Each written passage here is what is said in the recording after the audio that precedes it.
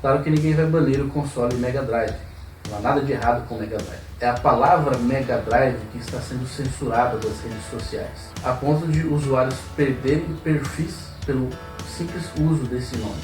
E se os fãs do Mega Drive não podem falar sobre seu console preferido, o Megão, então na prática, sim, o console está sendo banido das redes sociais.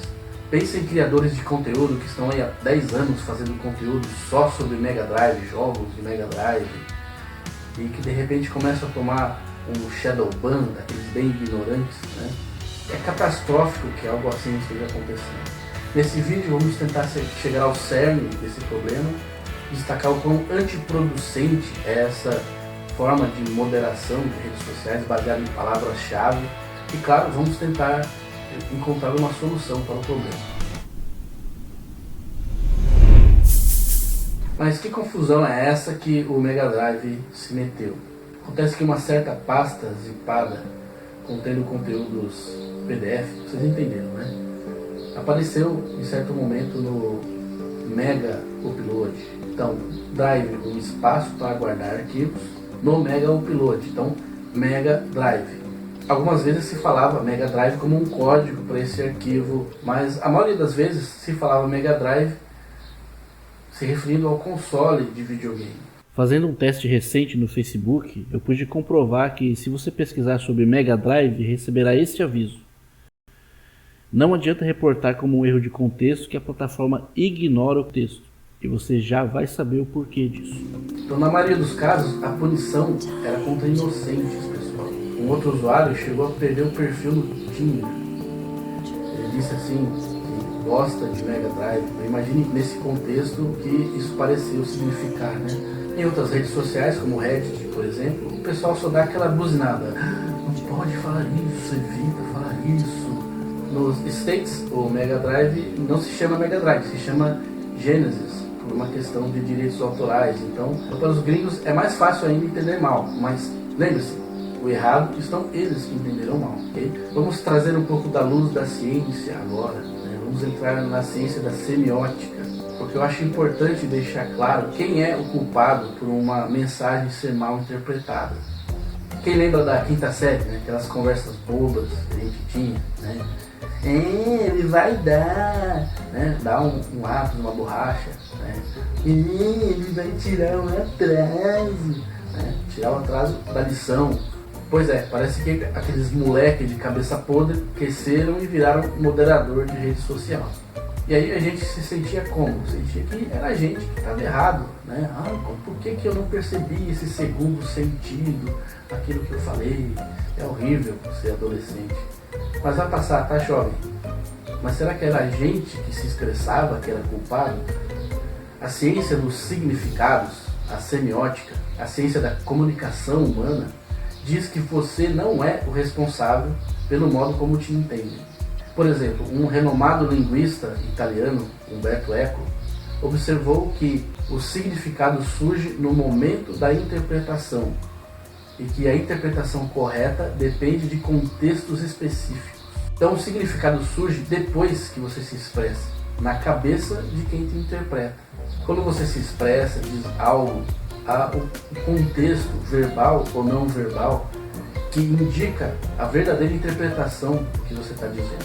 E se quem te interpreta está forçando um significado pré-estabelecido, sem avaliar o contexto, isso é indicação de dois problemas muito sérios dessa pessoa. Ou ela tem falta de capacidade interpretativa, ou ela está obcecada em determinado significado. Popularmente a gente chama de cabeça poluída, ou ela tem ambos os problemas. Então, se você tem traumas de escola por ter sido mal interpretado, fique tranquilo, porque o culpado nunca foi você, e sim quem te entendeu, ok? A pessoa que te interpretava mal. E é justamente esse o problema dos moderadores de rede social. A burrice de quem interpreta a postagem ou a obsessão interpretativa. Mas eu já vou chegar neles daqui a pouco.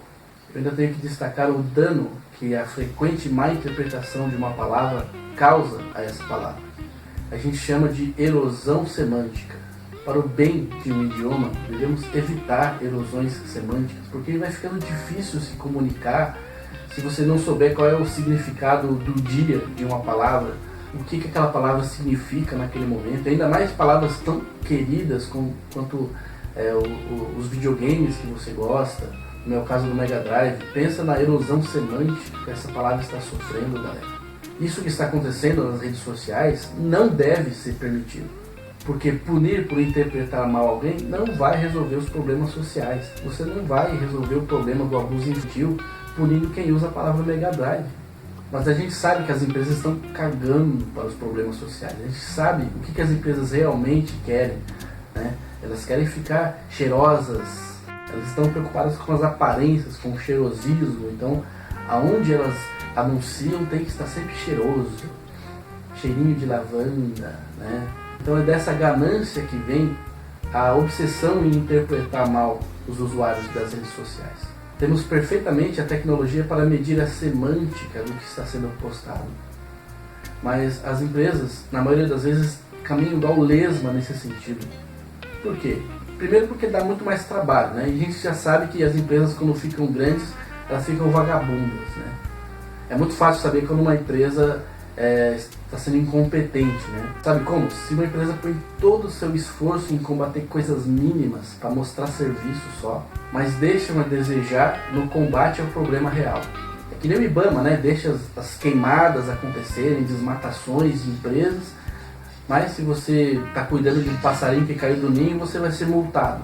É só para mostrar serviço. E o problema real das redes sociais? O problema é que nem deveria ser possível postar coisa PDF na internet para começo de conversa. Repito, estamos num nível tecnológico capaz de filtrar esse tipo de coisa no momento do upload. Mas além da incompetência, o segundo motivo é que as empresas não querem mesmo as palavras que estão sofrendo erosão semântica. Elas nem ligam para o contexto, elas querem mesmo banir essas palavras, elas querem deixar as plataformas todas cheirosas para as empresas, não é? Ai, não quero nem que essa palavra apareça na minha rede social. Pura lacração, galera.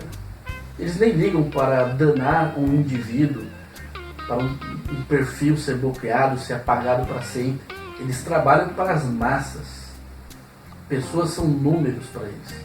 Tenho certeza que muitos aqui de vocês já foram punidos injustamente por moderadores moleques de rede social. No Facebook, por exemplo, se você vê a foto de um cervo do Pantanal e comenta embaixo: eu não sabia que tinha veado no Brasil, pronto, você já vai ser banido por 6 meses por homofobia, ser homofóbico. A semiótica também abrange a linguagem gestual, então vale a pena relembrar aqui o caso do copinho de leite, né, e do sinal de ok. E você vai ver a explicação do porquê isso é problemático, é um monte de teoria conspiratória infundada.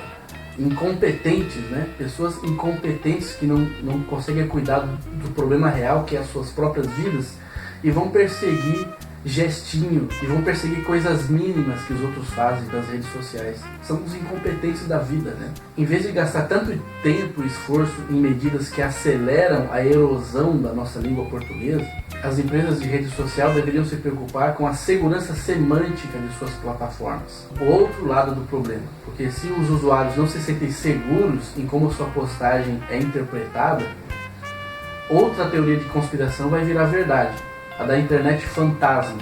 E aí as empresas vão colocar os seus anúncios em conteúdo postado por bots, para bots verem. Aí eu quero ver bot comprar cueca, bot comprar blusinha da Shopee. Bot não deve ser lá uma boa clientela, né?